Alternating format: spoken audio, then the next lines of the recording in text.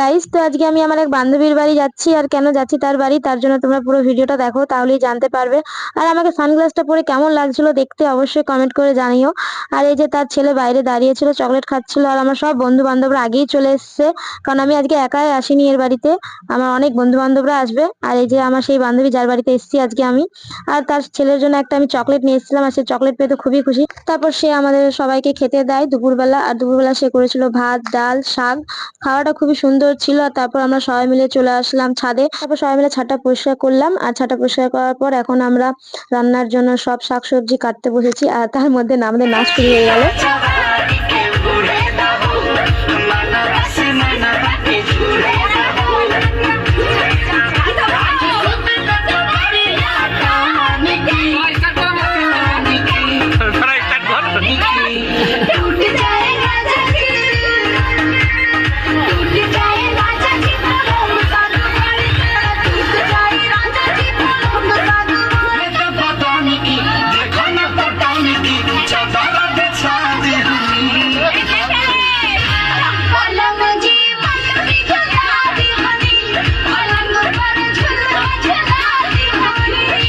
তারপর একটু আমরা নাচ থামিয়ে আবার আমাদের রান্নার কাজ শুরু হয়ে যায়। যে আমাদের রাঁধুনি, যিনি আজকে রান্না করছেন, অনুপ দা। তারপর আমাদের এই যে সবাই মিলে একটু একটু করে হাত নাড়িয়ে রান্না করলো। আর আমার বড় একটু খুন্তিটা নাড়াতে চলে এসছে। তো সবাই মিলে এইভাবে আমরা রান্না করার পর আবার আমাদের নাচ শুরু হয়ে যায়।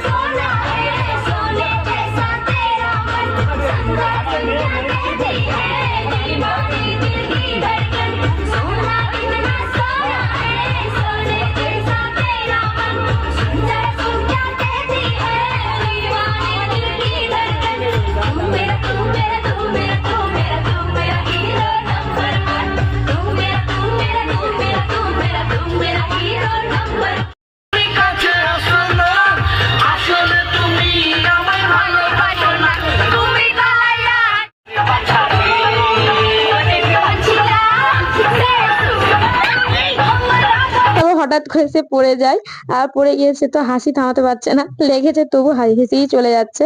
তারপর আমাদের রান্না কমপ্লিট হয়ে যাওয়ার পর এখন আমাদের খাওয়া দাওয়া শুরু। রান্নাগুলো খুবই সুন্দর হয়েছিল, ডাল, পাঁপড়, বেগুনি, পনিরের তরকারি, ফ্রাই। আর খেতে খুবই সুন্দর লাগছিল রান্নাগুলো। তারপর খাওয়া দাওয়া সব কমপ্লিট করার পর রাত্রিটা আজকে আমরা এদের বাড়িতেই থাকি, সবাই মিলে আড্ডা গল্প সারা রাত করলাম। আর সকালবেলা সবাই ঘুম থেকে উঠে ফ্রেশ ট্রেশ হয়ে বাড়ির জন্য বেরিয়ে পড়লাম।